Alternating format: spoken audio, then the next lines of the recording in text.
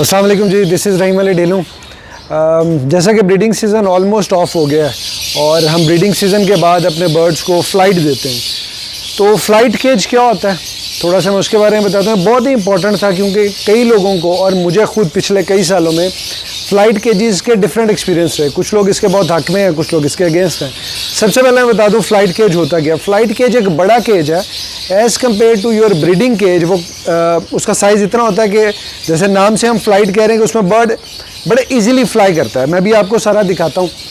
Flight cage के कोई एक स्पेसिफिक साइज़ नहीं है। अगर मैं आपको कहूँ, depending upon your space and location, normally जो कहा जाता है, जो एग्रीकल्चरिस्ट कहते हैं कि the bigger the flight is the better it is. तो जितनी बड़ी फ्लाइट होगी उतनी बर्ड की एक्सरसाइज ज़्यादा होगी। तो एक बड़ा केज जिसके अंदर बर्ड फ्लाई करता है, उसके मसल डेवलप होते हैं, वो फ़्लाइट केज उसको बोलते हैं। अच्छा, फ़्लाइट केजेस के बेनिफिट्स क्या हैं? फ़्लाइट में हम क्यों छोड़ते हैं बर्ड को, क्या फ़ायदा होता है उसका?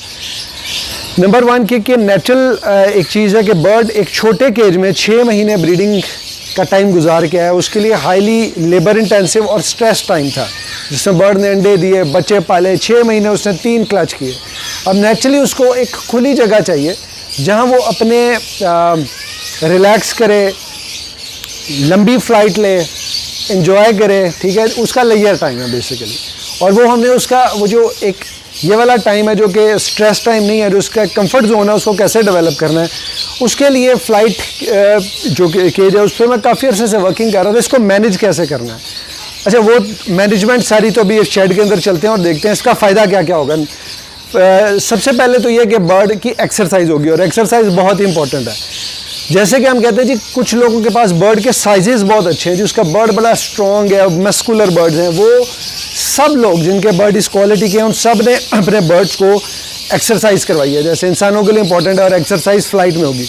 उसके बाद ये कि जो फ़्लाइट में बर्ड्स होते हैं वो क्योंकि सोशली इंटरेक्टिव होते हैं, वो सोशली एक दूसरे बर्ड्स, वहाँ पे 10 बर्ड्स और हैं या वट एवर योर बर्ड्स, जितने भी उसका नंबर उस फ़्लाइट के अंदर है, वो उनसे इंटरेक्ट करके वो कंफर्ट जोन में आ जाते हैं। कल कोई ऐसा बर्ड स्ट्रेस में नहीं जाता जो जिसने फ़्लाइट में टाइम गुजारा हो। फिर कुछ बर्ड्स आपने देखे पेयरिंग के टाइम पेयरिंग नहीं होती, तो वो कलर बाउंड हो जाते हैं।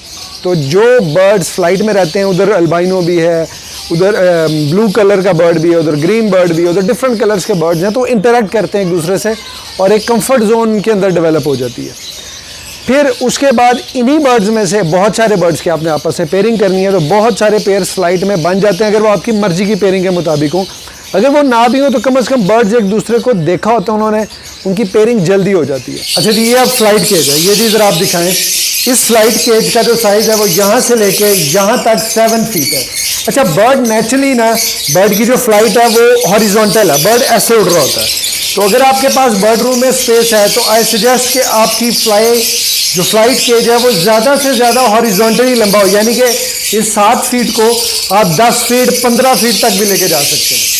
अच्छा, उसके बाद मैं अब आपको दिखाता हूँ मैंने फ़्लाइट को कैसे मैनेज किया है।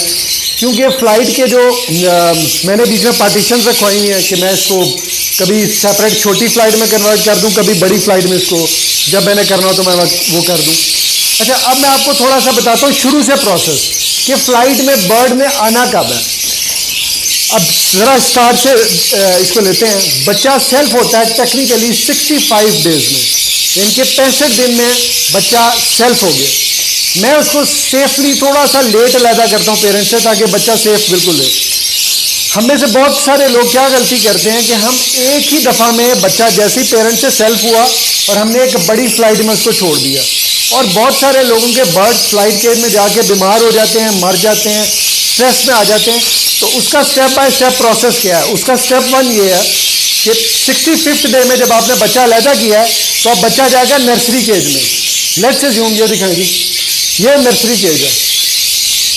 वही ब्रीडिंग साइज का जो आप जिसमें ब्रीडिंग करवा रहे हैं, उसी तरह के आपके पास कुछ खाने खाली होने चाहिए। आपने बर्ड जब बच्चे अलहदा किए, 6 बच्चे या 7 बच्चे आपने एक नर्सरी केज में डाल दिए। इस नर्सरी केज में बच्चा कम से कम और 20 से 30 दिन गुजारेगा। यानी कि जब बर्ड ने फ़्लाइट में जाना है तो आपने मेक श्योर करना है कि बर्ड की एज 3 मंथ्स हो कम से कम। 65 डेज में बच्चा सेल्फ हुआ, उससे 20-25 दिन इधर गुजारे, इट मीन्स कि बच्चा अब 3 महीने का हो गया। 3 महीने का बच्चा जाके आप छोड़ेंगे अब फ्लाइट में। अच्छा, अब आपने 2-4 चीज़ें ध्यान में रखनी है, जो डूज है, जो आपने लाजमी ख्याल रखने हैं कि एक तो आपने बच्चे एक एज के छोड़ने हैं फ्लाइट में। मैं फैलोस को, रेड आई बर्ड्स को, अल्बाइनोस को डिफरेंट फ्लाइट देता हूँ, मैं उनको ब्लैक आई बर्ड के साथ नहीं छोड़ता। फिर बच्चों की एज एक जितनी होनी चाहिए, उसमें ब्रीडर और बच्चे इकट्ठे आपने नहीं छोड़ने। बच्चे एक ही दिन इंट्रोड्यूस कर रहे हैं। अगर आपने एक फ्लाइट में लेट्स अज्यूम 40 बर्ड छोड़ना है तो 40 का 40 बर्ड एक ही दिन में फ्लाइट में जाए।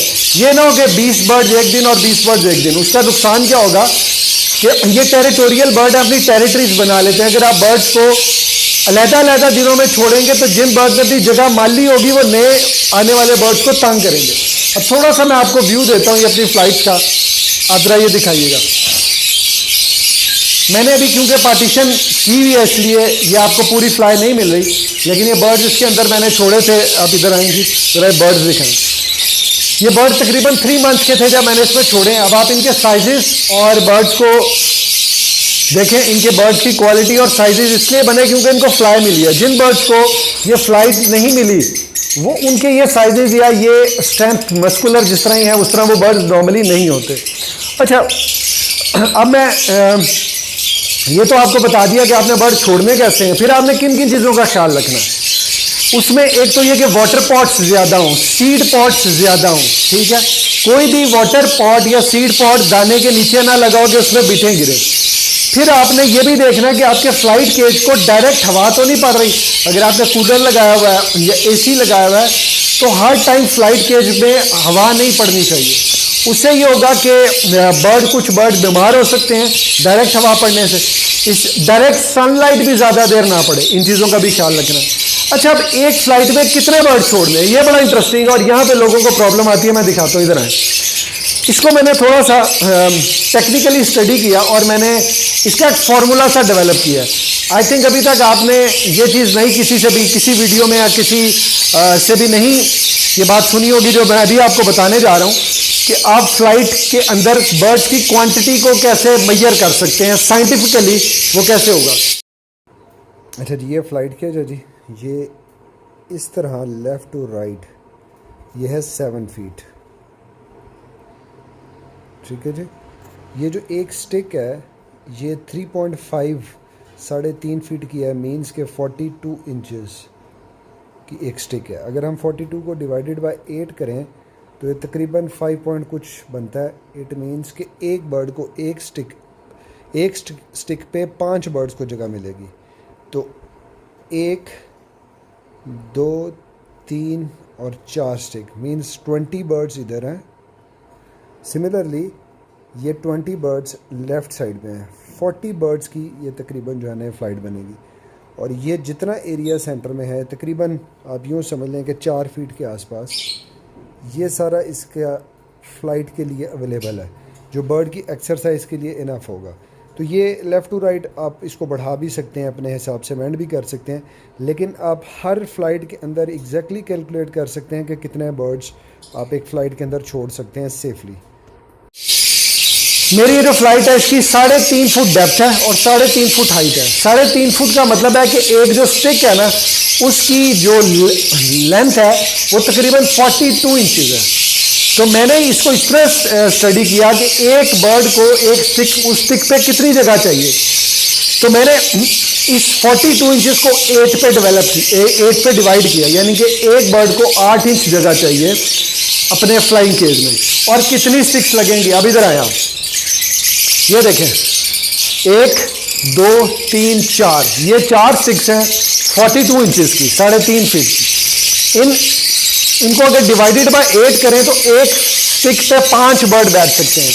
5 4 20, इट मीन्स के 20 बर्ड। अच्छा, स्टिक्स भी देखें मैंने कैसे लगाई है। स्टिक्स एक दूसरे के नीचे नहीं लगेंगी, स्टिक्स इस तरह लगेंगी इस फॉर्म में, ठीक है।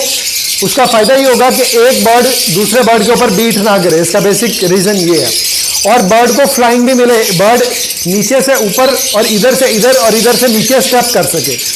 इसी तरह क्योंकि मैंने बंद किया हुआ है, ये अगर खुला होता तो यहाँ पे भी 4 स्टिक्स थी।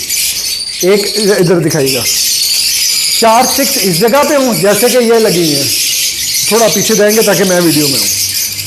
4 स्टिक्स इधर आएंगी, इसी तरह ये पार्टीशन निकल जाए और 4 स्टिक्स इधर आएंगी, यानी कि 20 बर्ड की बैठने की जगह इधर है, 20 बर्ड के बैठने की जगह इधर है।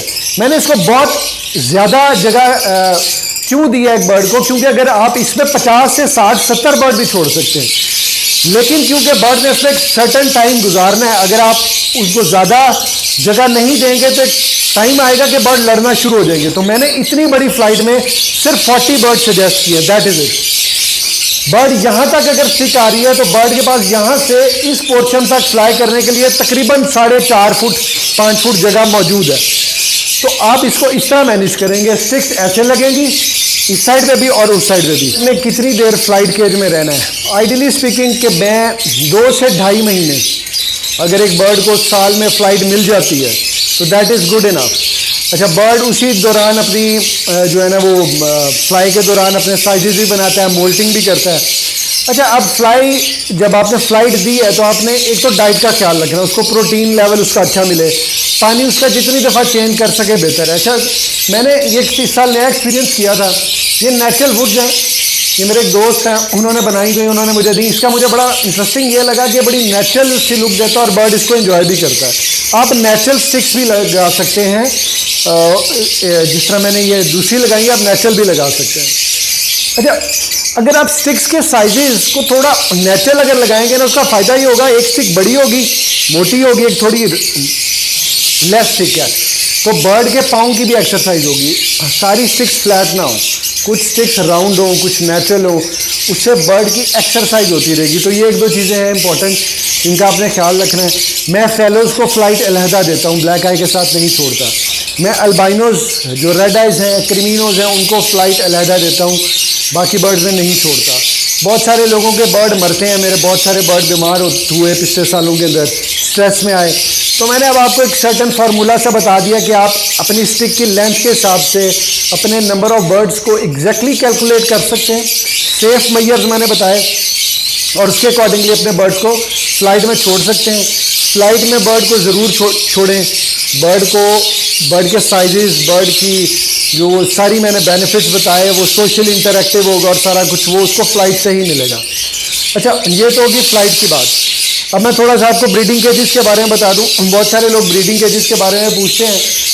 लव बर्ड हर तरह के केज में ब्रीड करता है, हर तरह के साइज में ब्रीड करता है।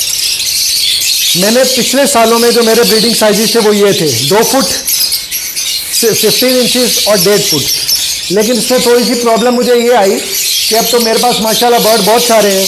अब वहाँ से दिखाएं, मेरा बहुत सारे केजेस, मतलब ऑलमोस्ट कोई 125 पेयर मैंने ब्रीड कराया था इस साल।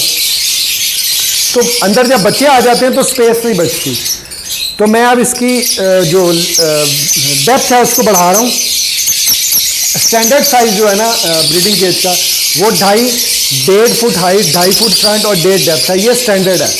लेकिन आप अपने ब्रीडिंग साइज को अपनी जगह के मुताबिक चेंज कर सकते हैं।